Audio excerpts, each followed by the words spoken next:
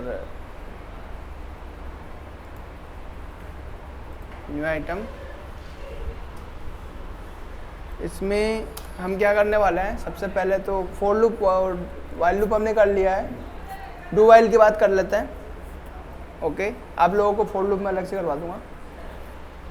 तो do while loop हमारा बचा हुआ है लूप्स के अंदर लास्ट। डू वाइल लूप जो है सिमिलर होता है वाइल लूप के, बट यहाँ पे एक जो चेंजेस ये है, वाइल लूप में अभी हम दोनों ही करके देखेंगे और दोनों में जो डिफरेंसेस है वो उससे हमारे को पता चलेगा। ओके, तो सबसे पहले जो है इंक्लूड स्टूडियो नहीं stdio h void main। तो सबसे पहले हम यहाँ पे कुछ लिख लेते हैं नोट्स। वाइल लूप, ठीक है ना। तो each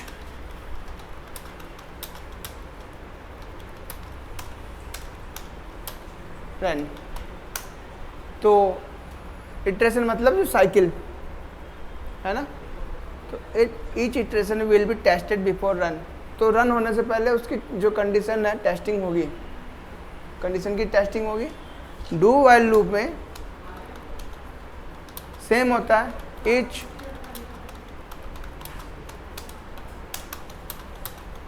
tested before run.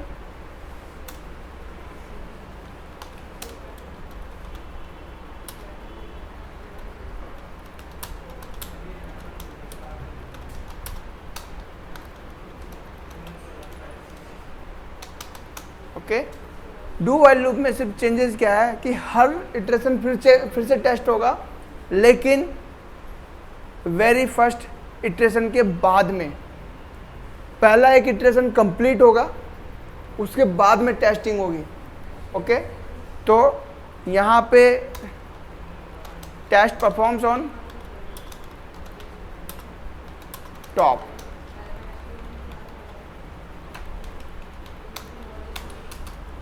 Okay, यहाँ पे टेस्ट परफॉर्म होता है कहाँ पे, एट बॉटम। ठीक है, यहाँ टॉप पे होगा, यहाँ बॉटम पे होगा। तो ये चेंजेस है।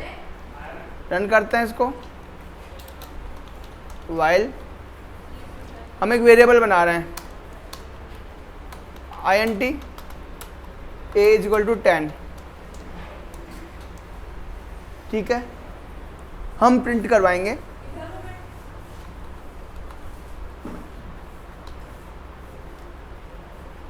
a < 10,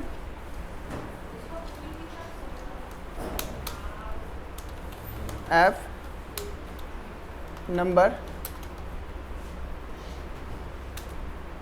काउंट लिख देते, काउंट %d a, और यहाँ पे a++ कर देते हैं। ओके, यहाँ पर जब हम इसको रन करेंगे तो क्या होगा, सबसे पहले तो हमें ये जानना है क्या होगा यहाँ पे। कुलदीप, क्या होगा यहाँ पे? फॉल्स। क्या फॉल्स? फॉल्स आएगा। कहाँ पे फॉल्स आएगा? नहीं, रन करोगे तो फॉल्स आएगा। फॉल्स लिखा हुआ आएगा, और नहीं आया तो नहीं, इसके अंदर बताया है कि वाइल लूप कब तक रन करेगा। हाँ, कब तक रन करेगा? कब तक रन करेगा? ये 9 तक रन करेगा। 9 तक रन करेगा, ठीक है। तो और 9 तक रन करेगा तब तक ट्रू रहेगा। हाँ, क्योंकि ए वो 10 से छोटा है। ए जो 10 से छोटा, ठीक है। ये 10 से बोल रहा हूँ, ये बताओ। आप ए जो 10 से छोटा है, जो 9 तक रन करेगा, क्योंकि अगर 9 पे अगर ट्रू हो जाता है, अगर 10 पे होता है ना वो खत्म, तो फॉल्स है। 9 तक रहेगा तो ट्रू है। तो अब ये लूप चलेगा नहीं चलेगा, बताओ? चलेगा ना? चलेगा। चलेगा। ओके, तो क्या आएगा आउटपुट में? फॉल्स। आउटपुट में फॉल्स लिखा हुआ आएगा। आप लोगों की क्या राय है? प्रिंट करा रहे हैं वो आएगा। आपकी क्या राय है? भव्य और कुलदीप? हाँ वो भी कुलदीप ही है। कुलदीप 1 कुलदीप 2। कुलदीप 1 कुलदीप 2। तो पॉसिबल है कि और क्या पॉसिबल नहीं है? कोड ही बेकार है। फॉल्स आएगा मतलब ये फॉल्स आएगा। अच्छा ये इसका जो 10 लिया है ना, तो मतलब क्या मैं अगर इसको रन करूँ तो आउटपुट में क्या आएगा मुझे? क्या मिलेगा मुझे आउटपुट में? फॉल्स मिलेगा। अच्छा हमने एक काम नहीं किया यहाँ पे। यहाँ पर जो पहले से एक फाइल है उसको हम, हाँ ये रहा, इसको हमें क्या करना है,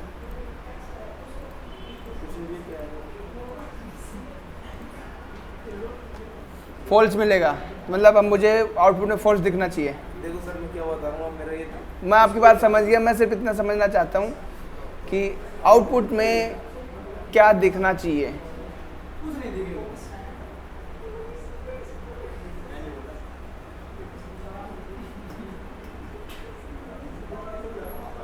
सर मेरे साथ तो देखो फॉल्स ही दिखना चाहिए। फॉल्स दिखना चाहिए। चलेगा ही नहीं सर। आपके हिसाब से क्या दिखना चाहिए?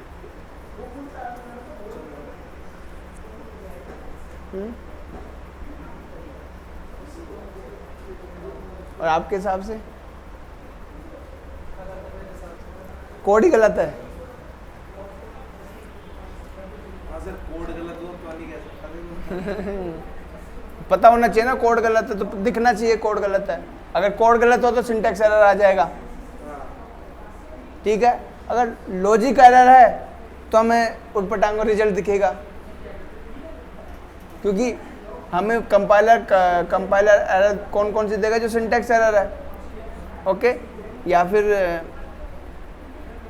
कोई ऐसी एरर जो रन टाइम आ रही है और उसमें हम क्रिटिकल एरर आ रही है, जैसे कि डिवीजन बाय 0, इस तरह की कुछ एरर आ रही है। बट अगर कोई सिंपल एरर है जो इग्नोर कर दी जाती है नॉर्मली कंपाइलर के थ्रू, तो वो नहीं आएगा। रन करते हैं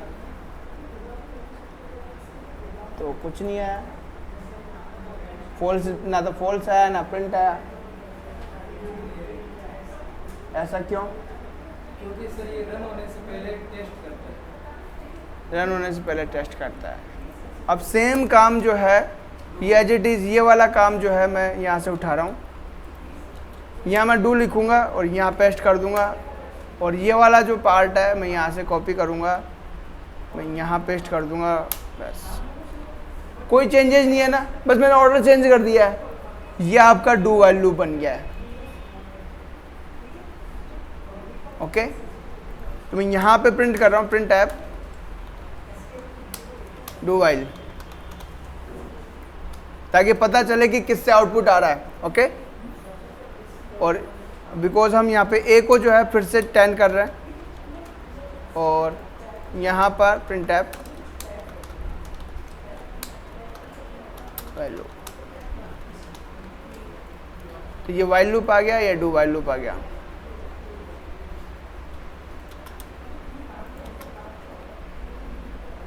ये डू वाइल लूप है। तो डू वाइल में टेस्टिंग जो है सबसे एंड में होती है और वाइल में टॉप में होती है। यही तो लिखा आपने, test performs at bottom do while में, और टेस्ट परफॉर्म एट टॉप। तो यहाँ पे क्या होता है, ये वाला ब्लॉक रन होने के बाद में टेस्टिंग होती है। तो इस बार क्या होगा, ए 10 है, ठीक है, लेकिन 10 टेस्ट कब करेगा? इसको रन करने के बाद में। ओके, डू वाइल लूप में काउंट 10, जबकि ये सेम जो लॉजिक सेम है ना, ब्लॉक सेम है, कंडीशन भी सेम है। इसका नहीं चला है, लेकिन ये चला है। वाइल लूप में जो है टेस्टिंग टॉप में ही हो जाती है, मतलब ब्लॉक को रन होने से पहले ही टेस्ट हो जाएगा वो। और जबकि जो है पाइथन में तो जैसे वाइल लूप में ये अपन करते तो ट्रू फॉल्स में भी तो मान सकते हैं। पाइथन एक इंटरेक्टिव मोड में भी रन होता है ना, तो वहाँ पर हमें ट्रू फॉल्स दिख जाता है कंडीशंस पे दिखता है वो, ना कि वाइल लूप के अंदर दिखता है वो। वाइल लूप के अंदर हम ट्रू फॉल्स लिख रहे होते हैं, वो बात अलग है, लेकिन आपको output as a true false नहीं मिलेगा। यहाँ पे आपको आउटपुट रन हो रहा है या नहीं हो रहा है। ओके। तो कोड ब्लॉक यहाँ पे जो कोड है यहाँ पे ब्लॉक के अंदर वो रन नहीं हो रहा है वाइल के अंदर, क्योंकि टेस्टिंग यहाँ पे पहले हो रही है, यहाँ बाद में हो रही है। तो इसी काम को हम ऐसे कर लेते हैं 9।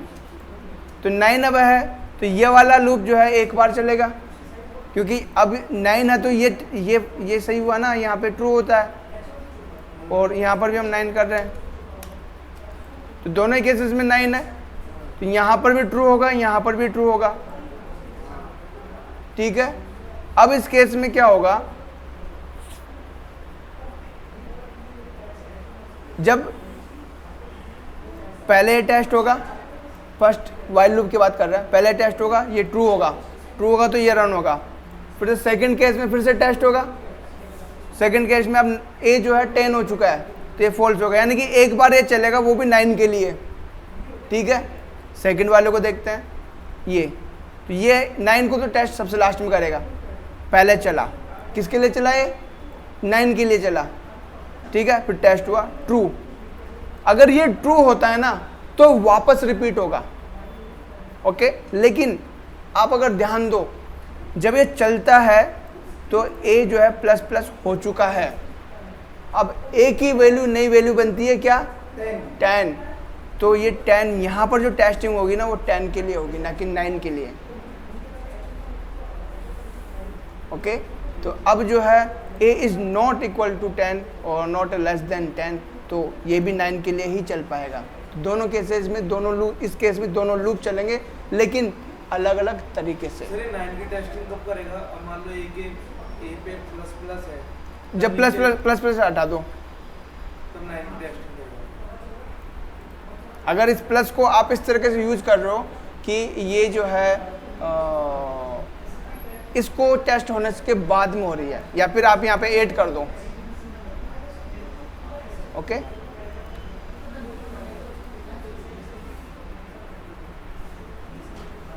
यहाँ पे स्लैश n लगा देता हूँ मैं लास्ट में।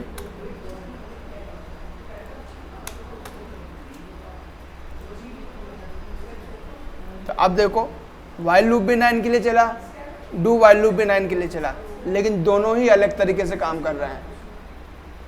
वाइल लूप में टॉप में टेस्टिंग हुई है, डू वाइल लूप में बॉटम में टेस्टिंग हुई है। वाइल लूप में 9 के लिए टेस्टिंग हुई थी, डू वाइल लूप में 10 के लिए टेस्टिंग हुई है। और यहाँ पर अगर आप ध्यान दो, वाइल लूप में 2 बार टेस्टिंग हुई है, एक बार 9 के लिए, एक बार 10 के लिए, जबकि डू वाइल लूप में सिर्फ एक बार टेस्टिंग हुई है, सिर्फ 10 के लिए। सर अगर अपन इसमें a प्लस प्लस दें ना तो इनफाइनाइट चलता ही रहेगा। हाँ, रुकेगा ही नहीं, क्योंकि 9 है ना, ये 9 है, तो इसमें तो ना एक का कोई अपडेट हो ही नहीं रहा है। जब ये 9 है तो 9 लेस देन 10 ट्रू है।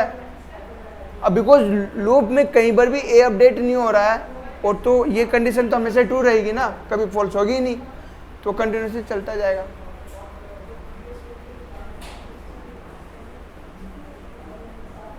ठीक है, ये आपका लास्ट था डू वाइल लूप। इसके बाद में जो है फंक्शंस हैं, और फंक्शंस के लिए हम फिर से जो है एक नया फाइल बना लेते हैं। फाइल बना रहे हैं, और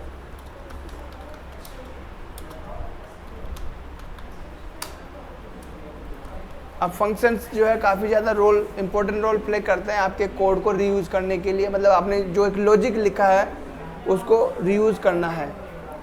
तो रीयूज़ करने का मतलब यह है कि आपको दोबारा नहीं लिखना है। ओके, एक बार जो लिखा है उसी को बार बार यूज़ कर लो। तो फंक्शंस जो है फंक्शंस जो है मल्टीपल स्टेटमेंट्स को कंटेन कर सकते हैं, और हम उनको जो है एक बार डिफाइन करके बार बार यूज़ कर सकते हैं। तो आप कह सकते हो कि बॉडी ब्लॉक्स हैं, और रीयूजेबिलिटी के लिए यूज किया जाता है। एंड हम इसको सेव करके इस फाइल को यहाँ से रिमूव कर देते हैं, डू वाइल को।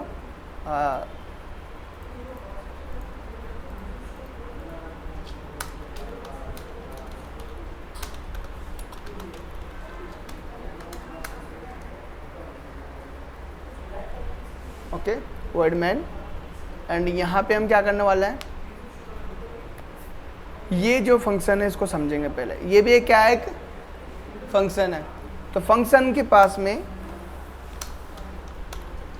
जब फंक्शन को लिखा जाता है तो फंक्शन को बनाने के लिए कुछ चीज़ों को समझना जरूरी होता है। तो फंक्शन के दो पार्ट हम कंसिडर कर सकते हैं, फंक्शन हेडर और बॉडी। ओके, फंक्शन हेडर और function body.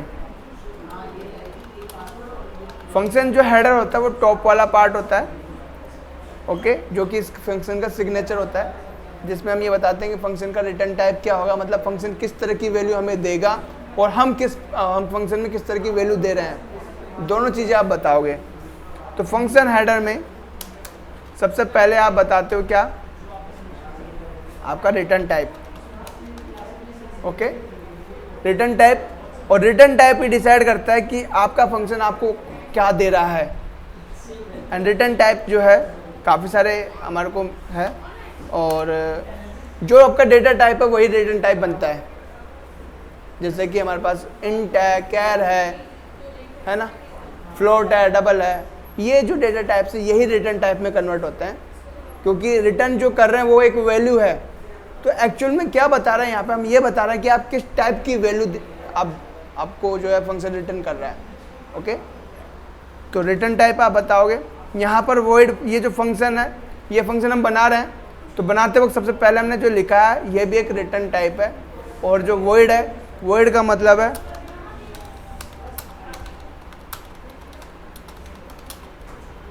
Not returning anything, खाली कुछ रिटर्न नहीं कर रहे।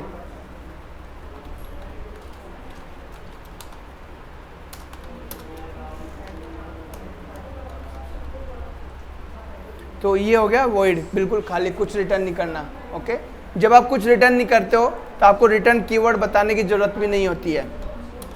यहाँ पर आप रिटर्न कीवर्ड बताते हो नॉर्मली, और रिटर्न कीवर्ड इस तरीके से लिखा जाता है और उसके बाद में उसका वैल्यू लिखा जाता है। ठीक है, तो ये जो है आप लिख नहीं रहे हो तो हम इसको कमेंट कर रहे हैं। और ये क्यों नहीं कर रहे हैं, क्योंकि हमारे पास में वॉइड है। वर्ड इसलिए बता रहे हैं, वर्ड बता रहे हैं, इस वजह से जो है रिटर्न वैल्यू नहीं दे रहे हैं। अब आपका जो सेकंड पार्ट होता है वो होता है फंक्शन का नेम।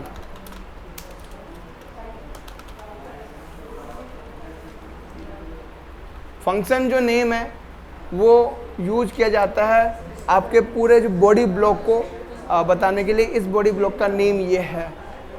ओके, तो फंक्शन का नेम, हमारा जो मेन फंक्शन है उसका नेम होता है मेन। ये हम यूज नहीं करते, ये कंपाइलर यूज करता है। ओके, बट हम इतने दिनों से जो फंक्शन बनाते आ रहे हैं वो मेन फंक्शन वो ये है, और उसमें ये वाला पार्ट रिटर्न टाइप हो गया, ये उसका नेम हो गया। इसके बाद में आता है parameter list. Okay, parameter list, parameter list में जो है आप इनपुट देते हो फंक्शन को। ठीक है, एंड पैरामीटर लिस्ट के अंदर आप ये भी बताते हो कि आपने किस टाइप का इनपुट दिया है, क्योंकि आप इनपुट दे रहे हो तो कुछ वैल्यू दे रहे हो, तो वैल्यू का टाइप क्या है, तो आप वैल्यू का टाइप भी आप बताते हो। ओके, एंड इसके बाद में आप बनाते हो बॉडी ब्लॉक, फंक्शन बॉडी। तो जो कर्ली ब्रेसेस के अंदर जो भी बॉडी ब्लॉक आप बनाते हो ये होता है फंक्शन बॉडी। इसके अंदर आप जितने भी स्टेटमेंट लिखोगे वो आप बार बार यूज़ कर सकते हो। एक बार डिफाइन करना है उनको, बार बार यूज़ करना है। ओके, एंड इस पूरी बॉडी ब्लॉक के अंदर आप वो सारे इनपुट वैल्यू लेस यूज़ कर सकते हो जो आपको यहाँ से मिल रही है। ओके, वो सारे आप यूज़ कर सकते हो। तो ये चीज़ें होती हैं। एंड इस सिंटैक्स के बेसिस पे हम 4 तरीके से फंक्शंस को डिफाइन कर सकते हैं। पहला जो तरीका होता है उसमें हम कोई भी रिटर्न टाइप नहीं बता रहे हैं, कोई भी रिटर्न टाइप नहीं बता रहे हैं, मतलब वॉइड बता रहे हैं। Okay, no return type,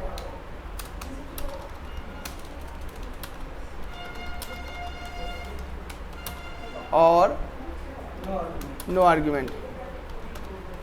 no argument का मतलब है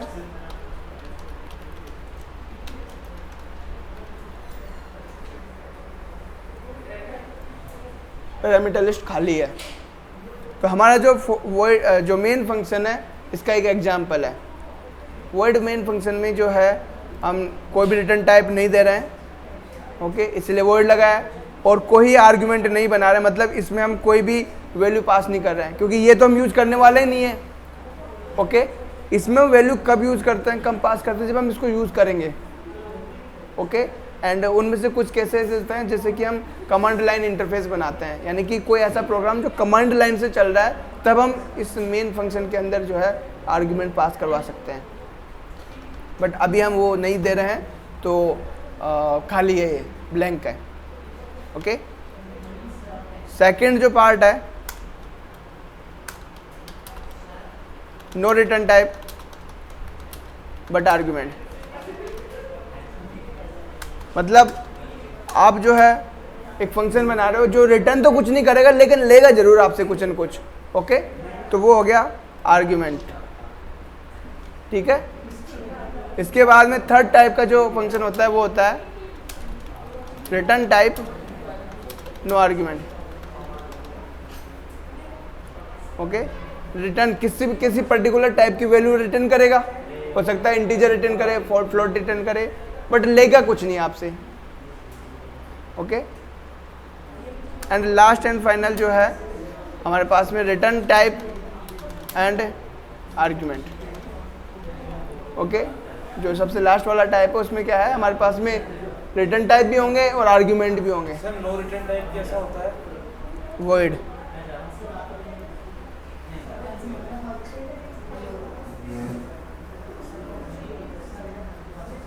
ठीक है।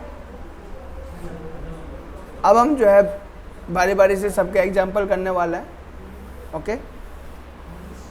और हम फंक्शन को डिफाइन कर सकते हैं। तो हम यहाँ पे फंक्शन पे काम करने के लिए, मतलब फंक्शन बनाने के लिए हम 2 स्टेप्स को फॉलो करते हैं, okay.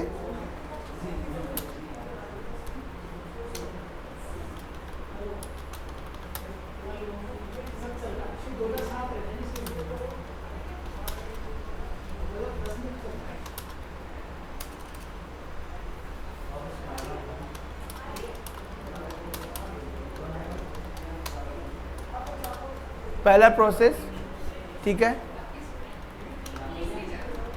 Declaration of the function, ठीक है। दूसरा process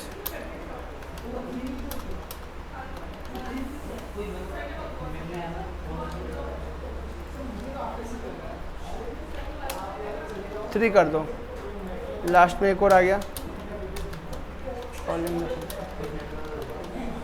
okay. Declaration of the function, defining the function and calling the function, ठीक है। तो डिक्लेरेशन का मतलब होता है कि आप सिर्फ और सिर्फ फंक्शन के बारे में इतना बता रहे हो कि फंक्शन जो है किस टाइप का होगा और उसमें कितने आर्ग्यूमेंट होंगे और किस टाइप के आर्ग्यूमेंट होंगे, ओके। मतलब बेसिकली आप हेडर को डिफाइन कर रहे हो। जैसे हम वेरिएबल को डिक्लेयर करते हैं, उसमें वैल्यू असाइन नहीं करते हैं, तो वो तो डिक्लेरेशन हो जाता है। सेम वे में हमें फंक्शन को डिक्लेयर करना होता है, और डिक्लेयर करने के लिए आप उसका रिटर्न टाइप बताते हो, फंक्शन नेम बताते हो, कितने आर्ग्यूमेंट दोगे और उनके रिटर्न टाइप क्या होंगे, मतलब उनके डेटा टाइप क्या होंगे, not return type, data type क्या होंगे, वो आप बताओगे, ओके। तो बारी बारी से करते हैं। पहला जो है, पहला जो स्टेप है वो हमारा डिक्लेरेशन ऑफ द फंक्शन, ठीक है। एंड आपको जो है कब कब डिक्लेयर करना होता है, कब कब नहीं करना होता है, ये भी जानना जरूरी है। डिक्लेयर कब करना है,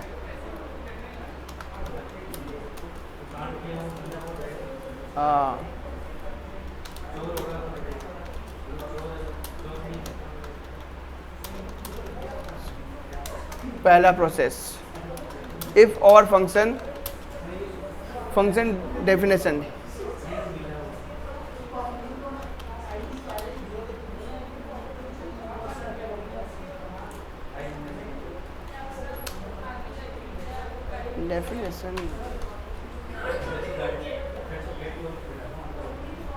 स्पेलिंग मिस्टेक है क्या?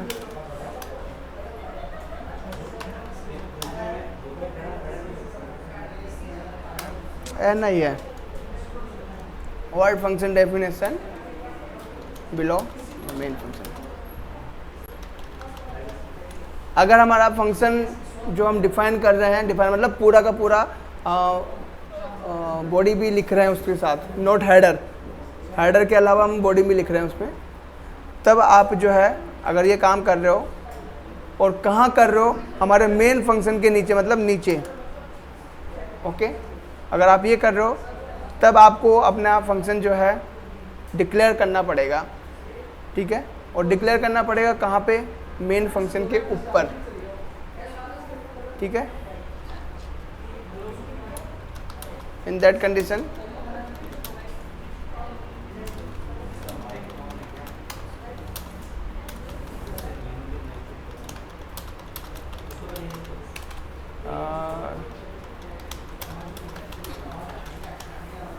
Main function before the main function. Okay, second जो है, इफ ओवर फंक्शन, अगर हमारा function is not defined currently working file, अगर हमारा फंक्शन जो है करंट वर्किंग फाइल, जैसे कि अभी हम फाइल में काम कर रहे हैं तो इसमें प्रिंट टाइप फंक्शन का डेफिनेशन नहीं है, डेफिनेशन नहीं है ना, तो हम तो कहीं और से ला रहे हैं। ओके, तो वो जो है वो हेडर फाइल्स हैं। तो वर्किंग फाइल्स, इफ और function is not defined in currently working files, then function declaration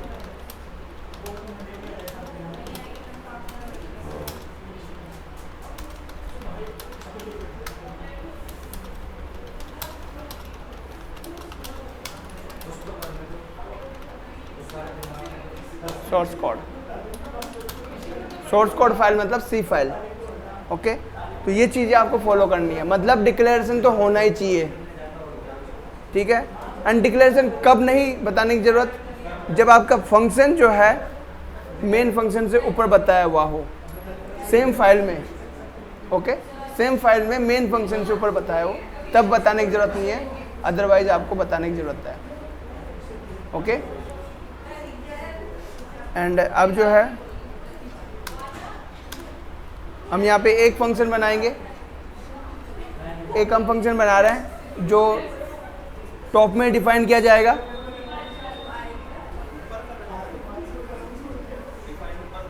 हाँ,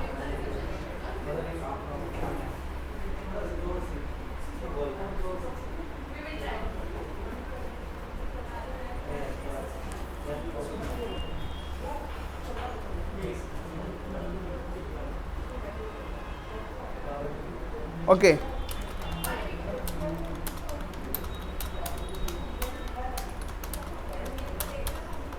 फंक्शन किसके लिए बना रहे हैं? No return type and argument.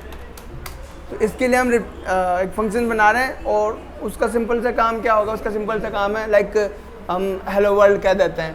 तो हेलो वर्ल्ड में क्या है? कुछ भी रिटर्न नहीं हो रहा है, सिर्फ प्रिंट ही तो करा रहा है वो। ओके, तो सबसे सिंपल एग्जांपल है। और हम यहाँ पे एक मैसेज दे देते हैं हेलो हाई करके, हे करके, इस तरीके से।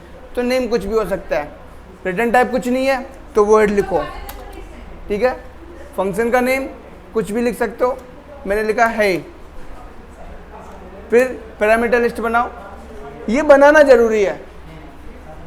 ओके, इसके अंदर कुछ लिखो या नहीं लिखो, मतलब पैरामीटर्स आर्गुमेंट्स लिखो या नहीं लिखो, लेकिन आपको पैरेंथेसिस बनाना जरूरी है, बिल्कुल। फिर आपको जो है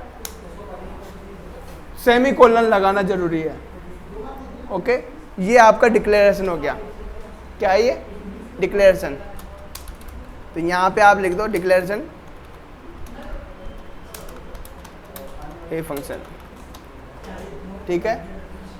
वैसे तो हम डिक्लेयर नहीं करने वाले थे, हम बनाने वाले थे, तो इसको तो बना ही लेते हैं। तो आगे हम बना लेते हैं। अगर कॉलन नहीं लगा रहे हो, फंक्शन को डिफाइन नहीं कर रहे हो, तो आप जो है एक ब्लॉक बनाओ, जैसे कि फॉर लूप का ब्लॉक बनाते हैं, वाइल लूप का ब्लॉक बनाते हैं, वैसे ब्लॉक बनाओ। और अब इसके अंदर जो भी आप लिखना चाहते हो वो लिख सकते हो, जैसा कि हम एक मेन फंक्शन में लिखते हैं। ओके, सेम वे में आप यहाँ लिखोगे। लेकिन ये ध्यान रखना, इसमें जो भी लिखा जाएगा ना वो आप मेन फंक्शन के तो अंदर यूज कर सकते हो, लेकिन इसके अंदर के जो वेरिएबल है वो आप डायरेक्टली मेन फंक्शन में यूज नहीं कर सकते। ओके, मतलब इसमें जो वेरिएबल बनाया, सपोज करो इंटी ए, तो आप यहाँ पे a = 10 नहीं लिख सकते, समझ में आया? क्योंकि ये जो बना है ना ये अलग स्कोप बना है। और जब हमने स्कोप की बात करी थी, ग्लोबल स्कोप और लोकल स्कोप, तो वहाँ पर क्या था कि ग्लोबल स्कोप्स को हम लोकल स्कोप्स में यूज़ कर सकते हैं। ग्लोबल स्कोप में जो भी वेरिएबल्स बनाए हुए हैं उनको लोकल स्कोप में यूज़ कर सकते हैं। लेकिन अगर कोई लोकल स्कोप में वेरिएबल बनाया हुआ है तो उसको हम लोकल में यूज़ नहीं कर सकते, ना ही दूसरे लोकल में यूज़ कर सकते हैं। ग्लोबल में यूज़ नहीं कर सकते, ना ही दूसरे लोकल में यूज़ कर सकते हैं। ओके, तो ये चीज़ ध्यान रखना है। तो यहाँ पे हम प्रिंट स्टेटमेंट दे रहे हैं, प्रिंट एफ, ठीक है। हेलो भैया, हेलो वर्ल्ड तो बहुत हो गया, हेलो भैया कैसे हो, ठीक है। तो कुलदीप पूछ रहा है हेलो भैया कैसे हो, ओके, सब बढ़िया, ओके। तो ये जो है फंक्शन हमने डिफाइन कर दिया है, कहाँ पे, मेन फंक्शन से पहले।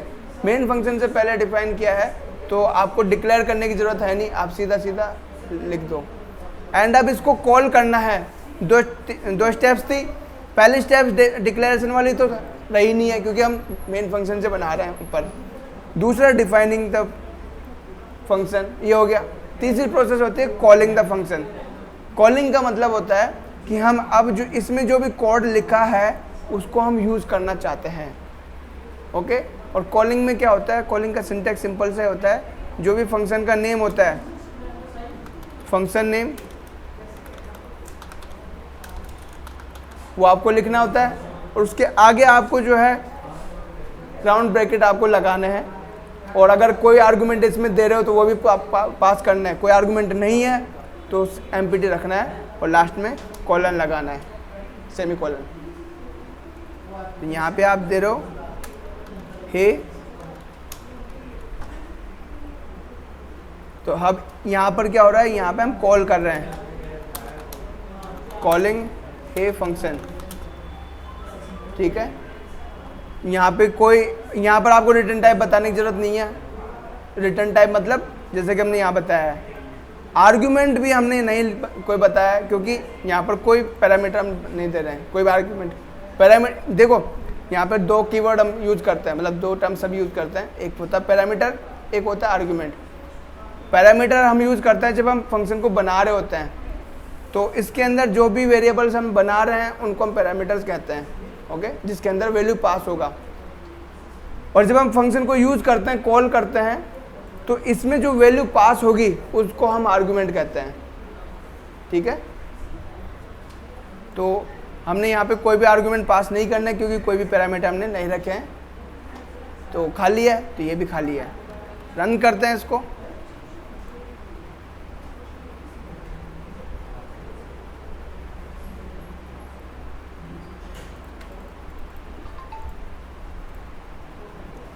तो हेलो भैया कैसे हो आ गया। किस में रन हुआ था ये, मेन फंक्शन में। मेन में ही क्यों किया, क्योंकि यही तो हमारा एंट्री पॉइंट है, ओके। कंपाइलर इसी को ही तो रन करेगा, ठीक है।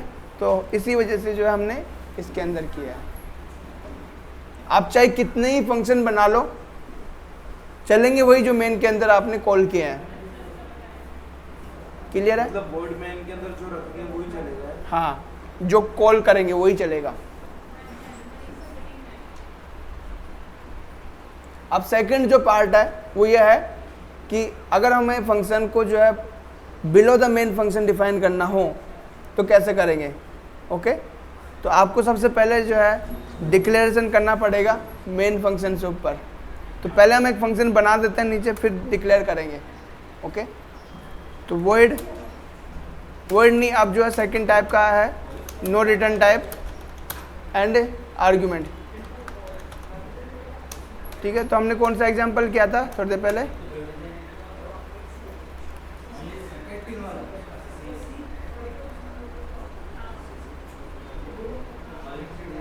18 रिस्ट्रिक्टेड एज। तो क्या नाम था उसका? वॉइड। हाँ, तो हम ये टेस्ट कर रहे हैं, हम एक फंक्शन कॉल करेंगे और हम बार बार तो लिखना नहीं चाहते, है ना। हो सकता है कि हम मल्टीपल यूजर्स के लिए टेस्ट करना चाहते हैं। हम टेस्ट करना चाहते हैं कि कोई यूजर का जो एज इनपुट आया है वो 18 बिलो है या अबव है, ठीक है। तो अगर वो 18 बिलो है तो हम लिखेंगे you are not an adult, access denied, ठीक है। और अगर वो 18 अबव है तो हम लिखेंगे you are an adult, access granted, इस तरीके से, ठीक है। तो यहाँ पर वर्ड लगाया और इस एडल्ट, इस तरीके से फंक्शन का नेम रख देते हैं, क्या वो एक एडल्ट है, ठीक है। एंड यहाँ पर हम, बिकॉज इनपुट जाएगा ना, अब अलग अलग इनपुट जा सकता है, किसी का एज 18 है, किसी का 19 है, किसी का 20, इस तरीके से, ठीक है। तो यहाँ पर एज जाने के लिए आपको एक वेरिएबल बनाओगे और वेरिएबल भी जो है मीनिंगफुल बनाना है आपको। तो यहाँ पे वेरिएबल बनाना है इंट एज। तो बेसिकली ये पैरामीटर है आपका, हमने एक पैरामीटर बनाया है। तो जब हम इस फंक्शन को कॉल करेंगे तो ये पैरामीटर की वैल्यू हम पास करेंगे। एंड बॉडी बनानी है, इसके अंदर हम वही फिर एल्स स्टेटमेंट बनाएंगे। इफ एज ग्रेटर देन 18 तो प्रिंट एफ कर देना है आपको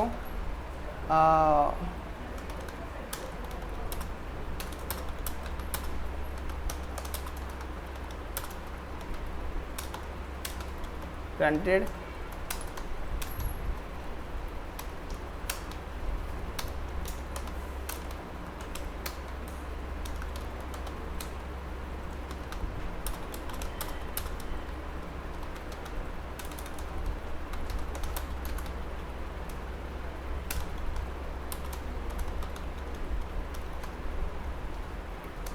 ओके, तो ये हमने लिख दिया।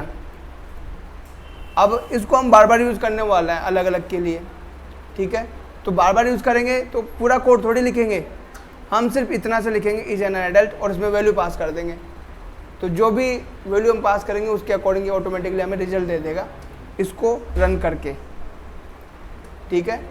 तो यहाँ पर हम जो है सर यहाँ रन करेंगे। इस वैल्यू में कॉल कराया था, कॉल कराएंगे जैसे आपने हाई के अंदर कॉल कराया था, हे रन कॉल कराया था मेन के अंदर, ऐसे उसके अंदर कराएंगे। उसके किसके अंदर? अभी जो आप लोगे ना, जैसे क्या एज दोगे तो वो कॉल कराओगे? एज को कॉल नहीं करवाना है, फंक्शन को कॉल करवाना है, एज एडल्ट को। एज तो हम पास करेंगे फंक्शन के अंदर।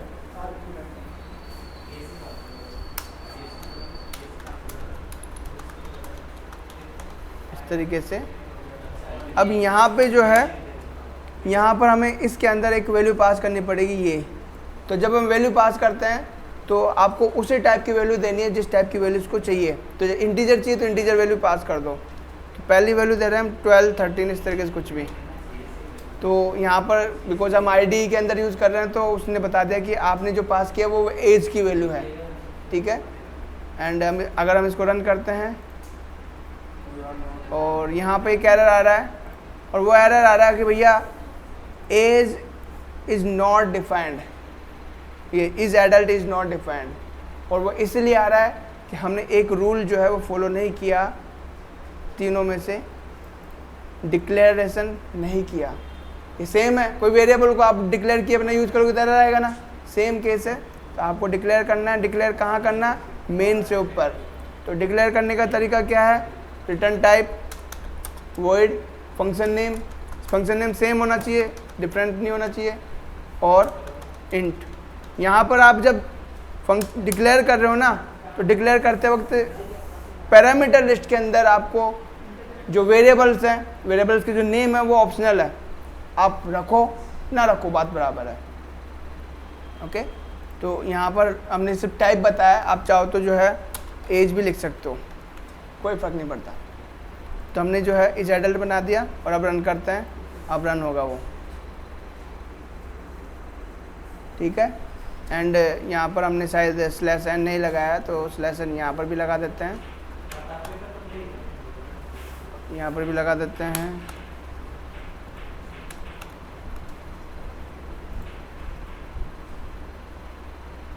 तो you are not an adult, access denied, ठीक है। और अब दूसरे के लिए चेक करना है तो दोबारा थोड़ी ना लिखना है आपको, इसी को कॉपी करो, इज एडल्ट, दूसरा एज डाल दो, 19 डाल दो, ठीक है। इसको रन करो तो इस दूसरे का आ गया एक्सेस ग्रांटेड, ठीक है। तो अब इससे क्या फ़ायदा हुआ ऐसा करने से ये हुआ कि आप इसमें सपोज करो 15-20 लाइनों का कोड लिख चुके हो, तो अब वो 15-20 लाइनें दोबारा लिखनी नहीं है आपको, फंक्शन को कॉल करो, वो ऑटोमेटिकली प्रोसेस हो जाएगी, ठीक है। तो ये वाला पार्ट जो है काफ़ी आसान बना देता है हमारी कोडिंग को। और बिकॉज जो सी है फंक्शनल ओरिएंटेड प्रोग्रामिंग लैंग्वेज है, मतलब प्रोसीजरल ओरिएंटेड प्रोग्रामिंग लैंग्वेज है, तो इसमें हम प्रोसीजर बनाते हैं फंक्शंस की हेल्प से, ओके। तो ये हमारा फंक्शन का सेकेंड टाइप हो गया, no return type argument, no return type and argument, but argument. Third जो हम बना रहे हैं उसमें क्या है, return type no argument, fourth return type and argument, okay.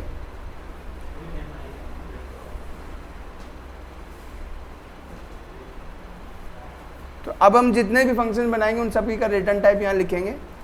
And यहाँ पे हम बना रहे return type no return type,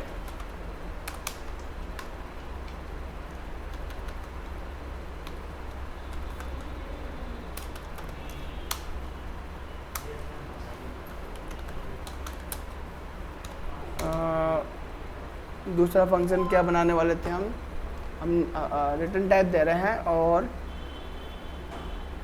okay, ठीक है। तो अब हम जो फंक्शन बनाने वाले हैं वो कुछ इस तरीके से है, हमारे पास में एक फंक्शन है एंड वो फंक्शन कुछ आपको कुछ रिटर्न करेगा, आपको कुछ देगा, लेकिन आपसे लेगा कुछ नहीं, ओके। तो अब जब आपसे कुछ नहीं ले रहा है तो इसका मतलब ये है कि जो भी उसका आउटपुट आ रहा है वो इंटरनली जनरेट हो के आ रहा है, या फिर पहले से फिक्स है, ओके। तो ऐसे केसेस में आपके पास में जो है डिफाइन करने के दो तरीके हो सकते हैं कि आप कांस्टेंट वैल्यूज़ को रिटर्न करो या फिर कुछ कंप्यूट करके रिटर्न करो, ओके। तो यहाँ पर हम एक सिंपल सा बना रहे हैं, जैसे कि हम कह सकते हैं कि एज रिस्ट्रिक्शन कितना है, ओके। होता है ना कि भाई इतना तो होना ही चाहिए एज रिस्ट्रिक्शन, जैसे कि हमारे पास में गवर्नमेंट एग्ज़ाम फॉर्म फिल करने के लिए एज रिस्ट्रिक्शन और आई थिंक 35 के समथिंग होता है, 35-36, ओके। तो हम यहाँ पे एज रिस्ट्रिक्शन एंड यहाँ पे return type but no argument. तो यहाँ पर देखो हमने क्या किया है, इसका डिक्लेरेशन किया है ना। डिक्लेरेशन में रिटर्न टाइप वॉइड बनाया है, लेकिन ये तो गलत है, हमें तो बनाना पड़ेगा क्योंकि हम एज रिस्ट्रिक्शन दे रहे थे, एज इंटीजर होगा, इंटीजर है तो उसका बताना पड़ेगा ना भैया हम इंटीजर वैल्यू रिटर्न कर रहे हैं और आप तो बता रहे हो यहाँ पे वॉइड है, तो गलत हो गया, इसको ठीक करना पड़ेगा। तो ये आएगा इंट, ठीक है। तो जो वैल्यू जिस टाइप का वैल्यू आपको मिलेगा उसका टाइप आप यहाँ बताओगे, ठीक है। एंड इसको डिफाइन कर रहे हैं सबसे नीचे, तो नीचे जाते हैं, किसी भी अदर फंक्शन के अंदर डिफाइन मत कर देना, इसको सभी को बाहर करना है, ओके, अंदर नहीं करना है। कुलदीप आपको बोल रहा हूँ, okay. Int as restriction body block बताना है, आपको रिटर्न कीवर्ड लगाना है, ओके। रिटर्न कीवर्ड और इसके बाद में जो भी एज रिस्ट्रिक्शन, तो हम 35 कर देते हैं, ओके। तो 35 का एज रिस्ट्रिक्शन लग गया है, ये फिक्स वैल्यू है, आप इसको चेंज नहीं कर सकते, ओके, जब तक कि आप किसी ग्लोबल वेरिएबल को यूज नहीं कर रहे हो। और आप बढ़िया जाके जो है मुंह धो के आओ पहले तो।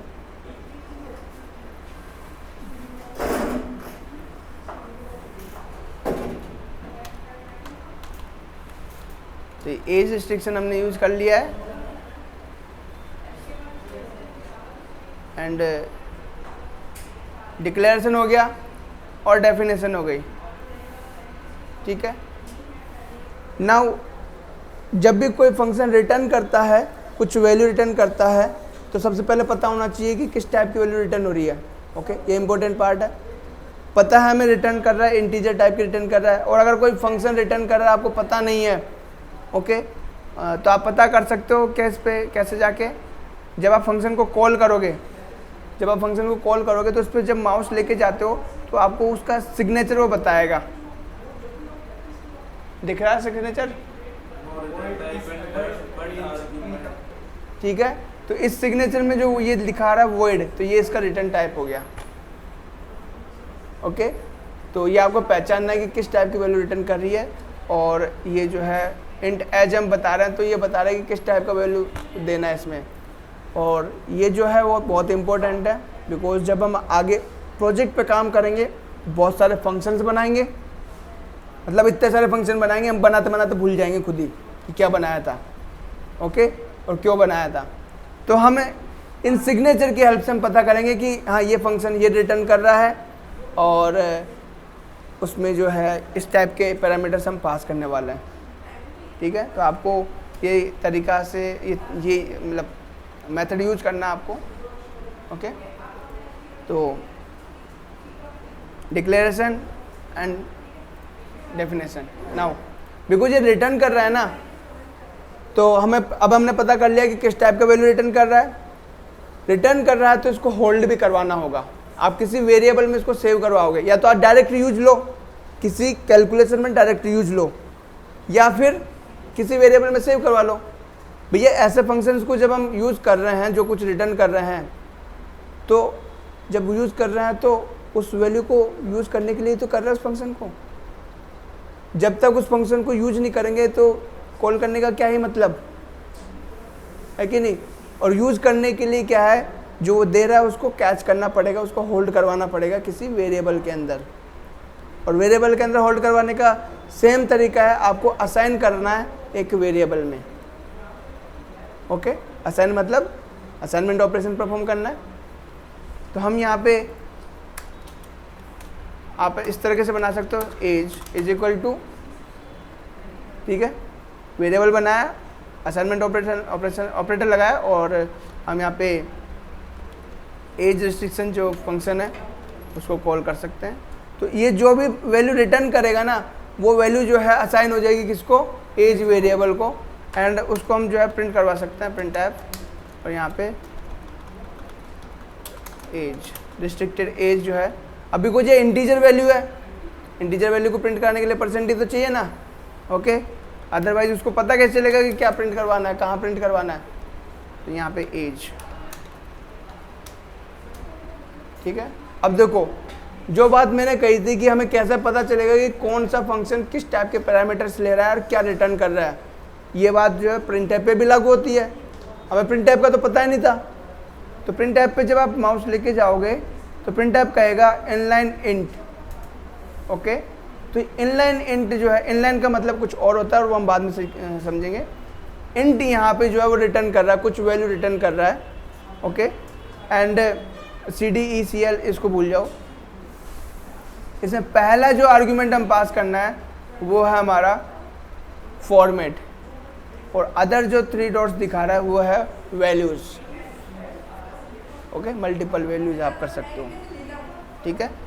तो यहाँ पर हमने दिया है, हालांकि इसमें जो टाइप है, कैरेक्टर टाइप है, वो थोड़ा अलग तरीके से डिफाइन किया हुआ है, कॉन्स्ट कैर इस तरीके से, है ना।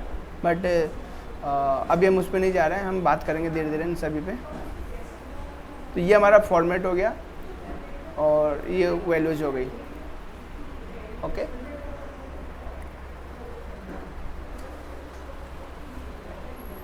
नाउ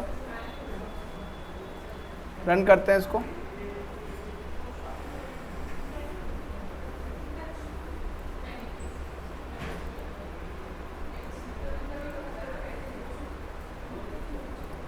कितना है 35।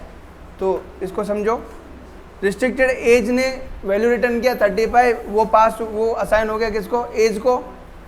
अब एज के पास में 35 आ गया एंड हमने यहाँ पे उसको प्रिंट करवा दिया। ठीक है, ये चीज़ें हैं।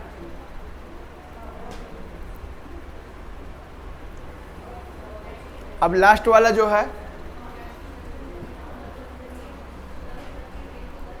हम यहाँ पे एक फंक्शन बना रहे हैं जो क्या करेगा, 2 वैल्यूज़ लेगा, 2 या 3, जितना भी आप देना चाहो अपने हिसाब से दे लेना, ये आपका ऊपर है। एंड हम यहाँ पे उन सभी को क्या करेंगे, ऐड करेंगे, जो भी वैल्यूज़ पास किए उन सभी को ऐड करेंगे। ऐड करने के बाद में जो भी रिजल्ट बनेगा वो हम रिटर्न करवा देंगे। ओके, लेकिन यहाँ पे कंडीशन क्या है, पहले तो ये बताओ कि वैल्यू जो आप पास करो वो किस टाइप की है, तो सभी इंटीजर कर देते हैं। दूसरी कंडीशन क्या है, जो रिटर्न होगी वैल्यू वो किस टाइप की होगी, वो भी इंटीजर करवा देते हैं, क्योंकि इंटीजर को ऐड करोगे तो इंटीजर बनेगा, तो वो भी इंटीजर है। तो रिटर्न टाइप इंटीजर हो गया और जो पैरामीटर्स हैं वो भी इंटीजर हो गया। ये कोई ज़रूरी नहीं है कि पैरामीटर्स सारे सेम होने चाहिए, सेम टाइप के होने चाहिए, सभी इंटीजर होने चाहिए। आप एक इंटीजर बना सकते हो, एक फ्लोट बना सकते हो। तो डिपेंड करता है आपकी फंक्शनलिटी किन किन टाइप के वेरिएबल्स को यूज़ कर रही है, किन किन टाइप के डेटा को यूज़ कर रही है। ओके, तो यहाँ पे हम int add and int a int b, तो हम यहाँ पे 2 वेरिएबल्स पास, 2 वैल्यूज़ पास करेंगे, ए और बी, और इन दोनों का जो सम होगा वो हम रिजल्ट के तौर पे रिटर्न करवाएंगे। ओके, इसको डिफाइन कर देते हैं लास्ट में, एज रिस्ट्रिक्शन के लास्ट में, int add int a int B return A plus B. ठीक है, तो यहाँ पर क्या होगा, ये हम करवा रहे हैं। और देखो हमने यहाँ पे जो है रिटर्न कीवर्ड से पहले आप बहुत सारा लॉजिक लगा सकते हो, जितना चाहो मर्जी उतना लॉजिक लगा सकते हो। ओके, सेम केस यहाँ पे है, लेकिन रिटर्न के बाद में कुछ नहीं लगाना है। ओके, क्योंकि जैसे रिटर्न एग्जीक्यूट हुआ फंक्शन से बाहर हो, रिटर्न जो कीवर्ड आपको फंक्शन से बाहर कर देता है, तो उसके नीचे का लिखा हुआ जितना भी स्टेटमेंट वो एग्जीक्यूट होगा ही नहीं। ओके, तो सोच समझ के आपको रिटर्न जो है सही जगह पे लगाना है अगर आप कंप्लीट कर रहे हो। और हम करेंगे जब हम बड़े प्रोजेक्ट पे काम करेंगे या फिर छोटे छोटे ऐसे प्रोग्राम बनाएंगे जिन पे हम रिटर्न्स कर रहे हैं, तो हमें समझ में आने लग जाएगा धीरे धीरे। ओके, और आपका जैसे फंक्शन कंप्लीट होता है आपका एडवांस सी शुरू हो जाता है। ओके, तो अब जो एडवांस पार्ट बचा है आपका सी में एरे है। ओके, उसके बाद में आपके स्ट्रक्चर्स है, मतलब अगर हमारे पास में हम ऐसा एक ऑब्जेक्ट बनाना चाहते हैं या फिर एक ऐसा वेरिएबल बनाना चाहते हैं जो मल्टीपल टाइप की वैल्यूज़ को होल्ड कर सके, मतलब जैसे कि हम बनाना चाहते हैं वेरिएबल स्टूडेंट के लिए, हम स्टूडेंट का वेरिएबल बनाना चाहते हैं और स्टूडेंट के वेरिएबल बनाएंगे तो उसमें काफ़ी सारे वैल्यूज होना जरूरी है, जैसे स्टूडेंट का नेम होना जरूरी है, एज होना, हाइट, इस तरीके से, तो वो चीज़ें बनाएंगे। और ज़्यादा वो नहीं है, जो हम ऑब्जेक्ट बनाते थे वैसे ही है बट थोड़ा सा अलग तरीके से। एंड यहाँ पर इसको कॉल कर रहे हैं लास्ट को, क्या आता है इसका नेम, ऐड, और 10 20। तो इससे पहले वाला जो रिटर्न किया था उसको तो हमने एक वेरिएबल में होल्ड करवा लिया था। ठीक है, इस बार क्या करेंगे, इसको डायरेक्टली यूज करेंगे हम। ठीक है, कहाँ यूज करेंगे, प्रिंट स्टेटमेंट में यूज करेंगे। तो यहाँ पर एफ, ओके, सम ऑफ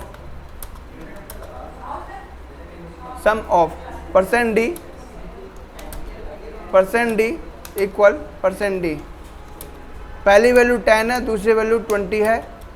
ठीक है, तो ये 10 यहाँ पर प्रिंट कराने के लिए दिए हैं, आप चाहो तो डायरेक्टली भी प्रिंट करा सकते हो, ऐसा कुछ भी नहीं है। एंड यहाँ पे एड्स और ये वैल्यू यहाँ पे 20 कर दो। अब हुआ क्या, ये एक वैल्यू है, ये सेकंड, एंड ये ऐड रिजल्ट जो है ना, ये फंक्शन को कॉल कर रहे हैं हम यहाँ पे। ओके, जब फंक्शन कॉल होगा तो कंप्लीट प्रोसेस होने के बाद में हमें कुछ वैल्यू देगा ना, तो वो वैल्यू यहाँ पे रखी जाएगी फिर। ओके, तो वो वैल्यू डायरेक्टली जो है %d के फॉर्मेट स्पेसिफायर को यूज करते हुए प्रिंट करवा दी जाएगी। तो जो भी सम आएगा वो आपको रिजल्ट में मिल जाएगा। कोई एरर है? और वो एरर यहाँ पे दिख गई है, इसको कर देते हैं। और ये आपका 30 आ गया, सम ऑफ 10 + 20 30। ठीक है, तो समाचार यहीं ख़त्म करते हैं आज के।